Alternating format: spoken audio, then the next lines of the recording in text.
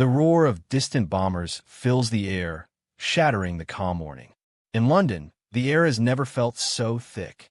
The quiet hum of daily life is interrupted by the shrill sound of the siren, a chilling reminder that danger is no longer a distant thought, but an impending reality. In the streets, mothers pull their children into shelters, civilians scramble for cover, and the city's heart races as German bombers fly above. The Luftwaffe had set its sights on England, and nothing would be spared, neither the monuments nor the people. But it was not just bombs falling from the sky that day. It was a moment that would bring to light a forgotten chapter of war, a chapter buried under layers of history, waiting to be remembered. In the thick of it, the Royal Air Force, RAF, pilots climb into their planes, preparing for battle. But these aren't the men who would be written about in history books.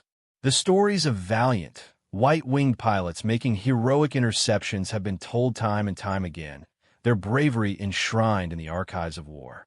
But a small, overlooked group of aviators, men who should have been in the shadows of history, were making a different kind of impact.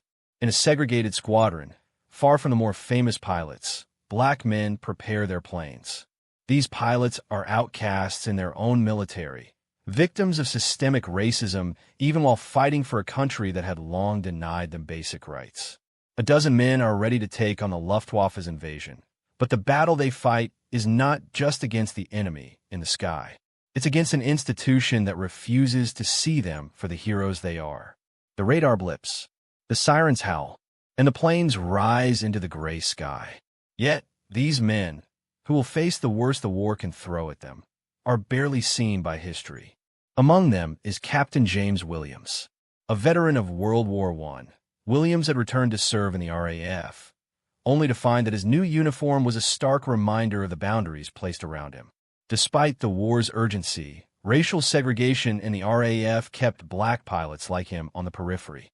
For months, Williams and his fellow pilots flew support roles, often relegated to secondary tasks. But today, as the roar of enemy bombers grows louder, these men are called to the front lines. The battle above London is about to begin. As Captain Williams climbs into his plane, his thoughts are heavy. He knows that the odds are stacked against him, not just because of the enemy, but because of the very country he's defending. He will fight with skill and bravery. But when the war ends, will anyone remember the black men who flew in the shadows? Will anyone care? For now, the answer doesn't matter. He has a job to do. He will do it with all the courage he has, knowing that his efforts, no matter the outcome, will likely be forgotten. His hands grip the controls, the engine hums to life, and the plane lifts off the tarmac. Above London, the sky seems infinite, yet it's quickly filling with enemy aircraft. The RAF's defenses are stretched thin, and though the city is swarming with planes, it is not enough. The Luftwaffe bombs drop, creating a terrifying ballet of destruction as they tear into the heart of the city.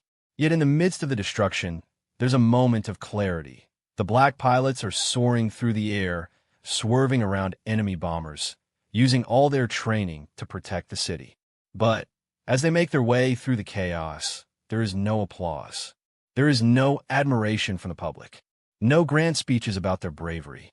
In fact, when a mission is complete, when the enemy planes are either shot down or forced to retreat, those black pilots return to their base, their mission complete, but without fanfare.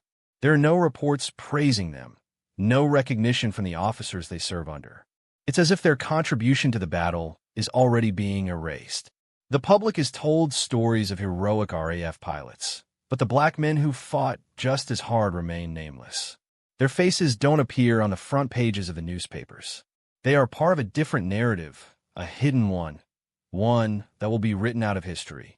As the days pass, Captain Williams and his comrades continue to fly sorties over the burning remains of London, protecting the city's vulnerable skies. Their courage never falters, their resolve never weakens. And still, no one speaks of them. No one remembers the black pilots who risked their lives in service of a country that refused to acknowledge their worth. They fight on the front lines, but when the war ends, they will be left in the shadows. The RAF will boast of victory, but But their victory will come at the cost of forgetting these men. The war rages on, and the RAF, desperate to bolster their forces, begins to recruit more black men. The flying training school offers them a chance to join the fight in Europe, but only as second-class citizens. The training is grueling. The obstacles are stacked higher for these men. They are given outdated equipment, inferior resources, and little respect from their comrades. Yet when the call to action comes, they are ready, and once again, they defy the odds. They take to the skies, fighting not only the enemy, but the pervasive notion that they are unworthy of the very task they are assigned. It is during these missions that the true paradox of the war becomes clear. These men, brilliant pilots, skilled under pressure, are subjected to the cruelest of ironies. They fight for a nation that deems them inferior, risking their lives to protect a country that has treated them as second-class citizens for generations. Yet, despite their extraordinary contributions, their names will never be etched in the annals of history. Instead, history will remember the all-white RAF pilots, the ones who received the accolades and medals, while the black pilots, who performed just as valiantly, fade into the background. In a brief moment of calm, Captain Williams looks out over the English Channel, the waves crashing below. His hands tremble as he holds the controls of his plane. He thinks back to the young boy who once dreamt of flying, of joining the RAF and serving his country. He had no idea that the country he served would treat him as less than the enemy he fought against. Yet here he is, one of the unsung heroes of the Battle of Britain. He has earned the right to be remembered, to be recognized. But as he looks down at the sea below, he knows that his story will not be told. He will be forgotten. Hours later, as the mission ends and the planes return to base, the pilots disembark, tired but resolute. No words of thanks are spoken. No recognition is offered. The RAF continues to churn out stories of white pilots and their valiant acts, while the black men who helped secure victory are brushed aside. They will return to their homes, to a society that doesn't care about their sacrifice. They will be erased, just as they were forgotten in the history books. And yet, in the years to come, the truth will begin to leak out. The stories of these forgotten pilots, the men who fought and died in the shadows, will surface. Their bravery, their courage, their fight against impossible odds, all of it will eventually be brought to light. But that, too, will be a story of paradox. They will finally be remembered, but only after the war, after the victory they so deserved. As Captain Williams rests in his home, long after the war has ended, he wonders how many more heroes like him there were. Men whose names will never be known, whose sacrifices will never be honored. He wonders how many men are still waiting for the history they deserve, for the recognition they fought so hard to earn. His story, and the stories of so many others, will eventually be told, but not until much later, when it's too late to change anything. And so, as history moves on, the questions linger. How many other stories were silenced by the weight of institutional racism? How many brave men and women fought for a country that would never acknowledge them? The answers are buried in the pages of forgotten history, where they remain, silent defenders of the skies, uncelebrated, unrewarded, and ultimately erased by time. The early morning mist hung over the North Atlantic, a pale shroud that seemed to swallow the horizon. The waves churned relentlessly beneath the battleship, the USS Texas, as it cut through the water, the weight of the war pressing down on every inch of the ship.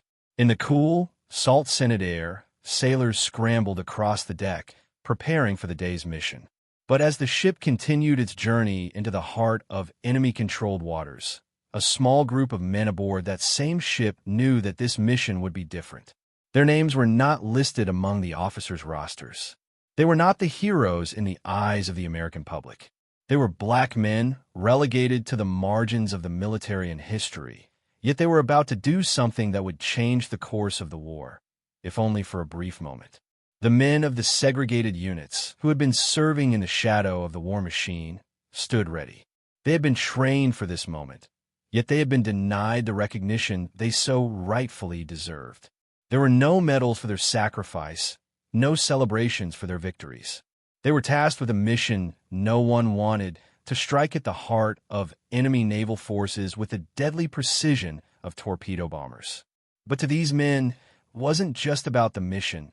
It was about proving themselves. Proving they belonged in the fight. Proving they could do what no one believed they could. The mission was simple in its objective, but the stakes were higher than any officer could understand. It was not only a strike against the Axis powers. It was a strike against the systemic racism that had marked their entire lives. Private William Harris was one of the men aboard the USS Texas.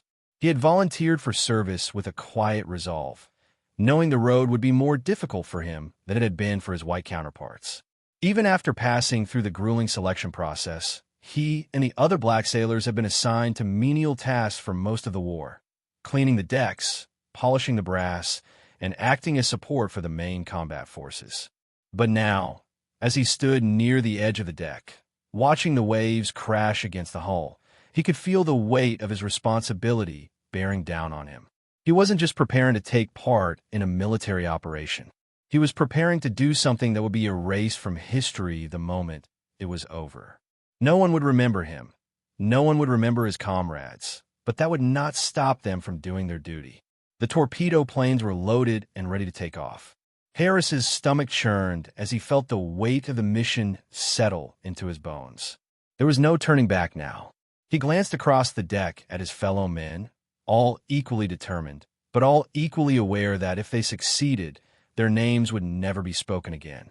Their victory, if it came, would be forgotten, buried beneath the weight of the military's official narrative.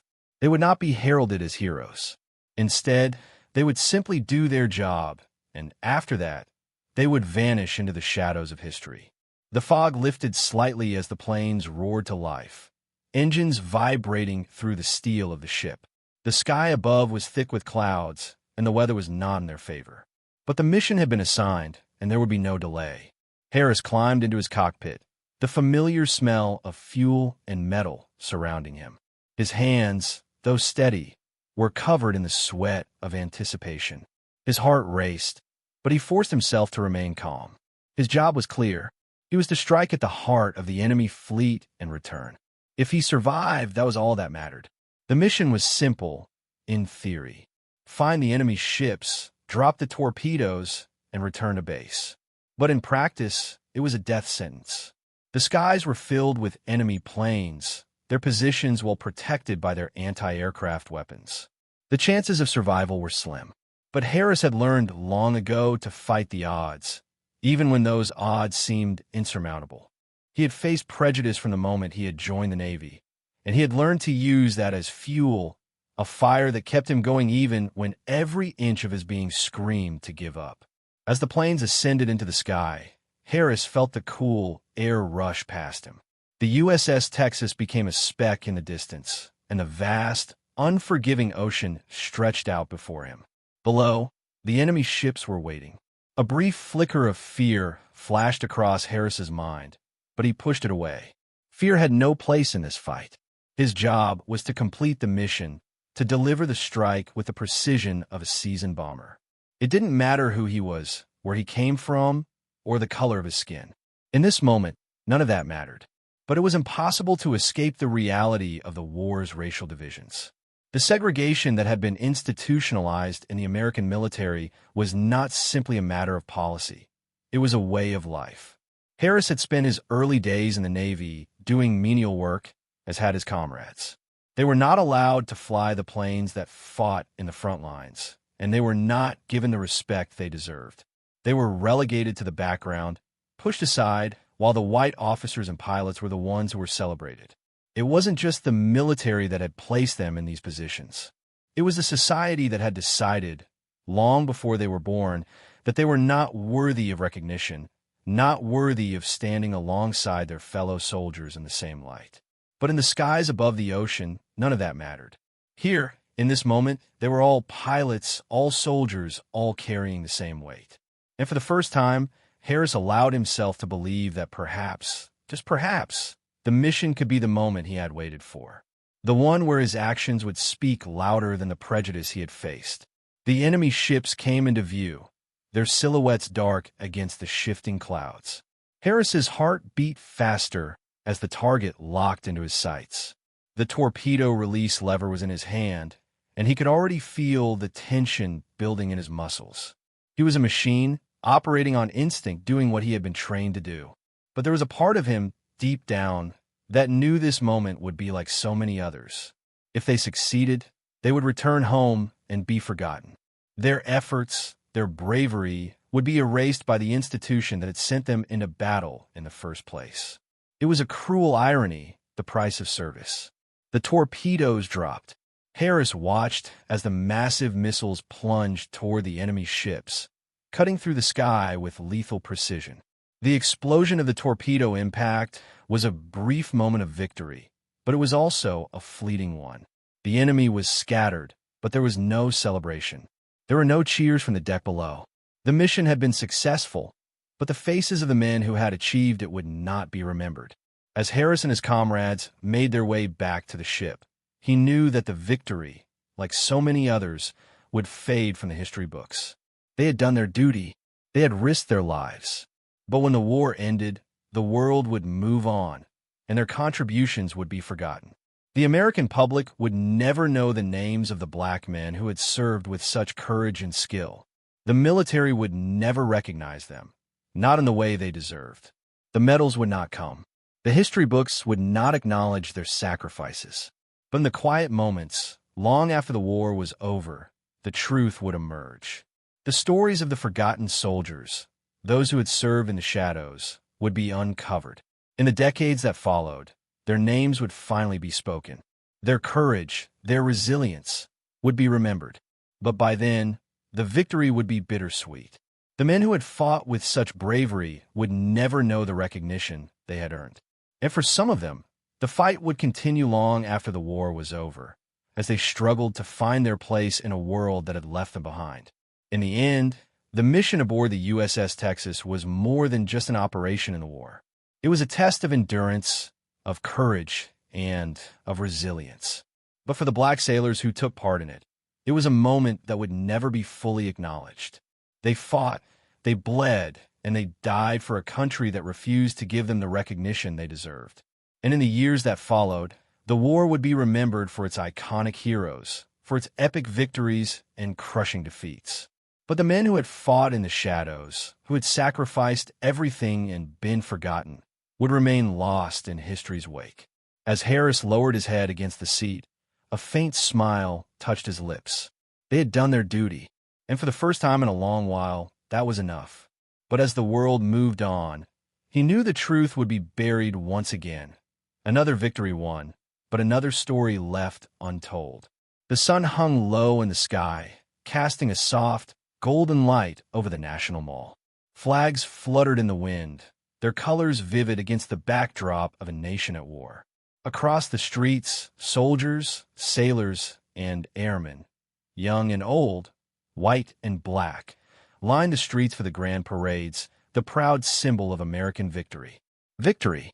It was a word that carried weight, one that evoked images of parades, medals, and the heroes who would forever be etched in the annals of history. But in the midst of the celebration, there were those whose names would never appear in the official records, whose sacrifices would be erased by the very country they had fought to protect.